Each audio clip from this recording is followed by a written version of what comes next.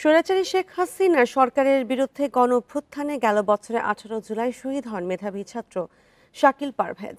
আন্দোলনে নেতৃত্ব দেওয়া শাকিলের কথা বলতে গিয়ে বারবার কান্নায় ভেঙে পড়েন তার বাবা।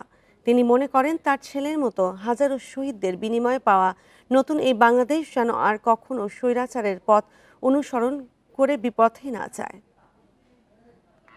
বান্ডেল থাকলে প্রতি সেনমানিতে টাকা বাঁচবে। বিকাশ সেনমানি বান্ডেল কিনে জিতুন প্রতি লেনদেনে।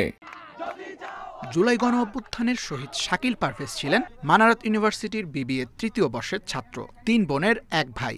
গ্রামের বাড়ি লক্ষ্মীপুর সদরে। পরিবারের সঙ্গে থাকতেন গাজীপুরের টঙ্গীতে। সেখানেই দীর্ঘদিন ধরে ব্যবসা করছেন তার বাবা। আমি তো ভাবতে আছি যখন আমি চলে যাব আমার লাশটা কে নেবে। বৈষম্য বিরোধী আন্দোলনের শুরু থেকেই সক্রিয় ছিলেন শাকিল। গেল বছর 18 জুলাই রাজধানীর উত্তরার আজমপুরে ছাত্র জনতার মিছিলে নির্বিচারে গুলি চালায় পুলিশ। সেখানেই নিহত হন প্রতিবাদী এই তরুণ।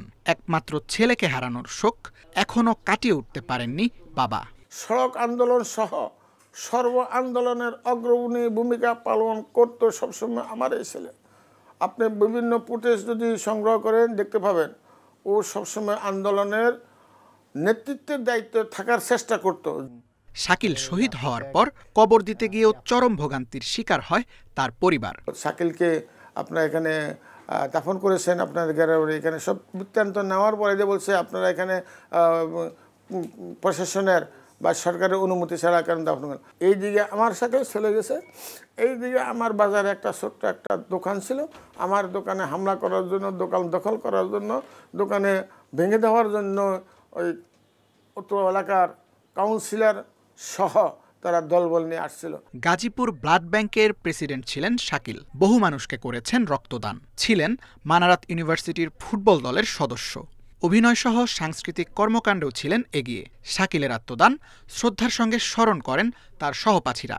18 জুলাই সকাল 11টার পরপরই শাকিল ফেসবুকে একটা স্ট্যাটাস দেয় যে এ যেন এক অঘোষিত যুদ্ধ, সবাই বিএনএসে আসুন।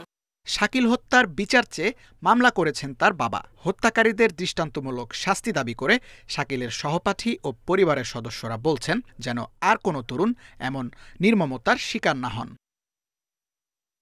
Tanvir Ahmed, independent news, Dhaka.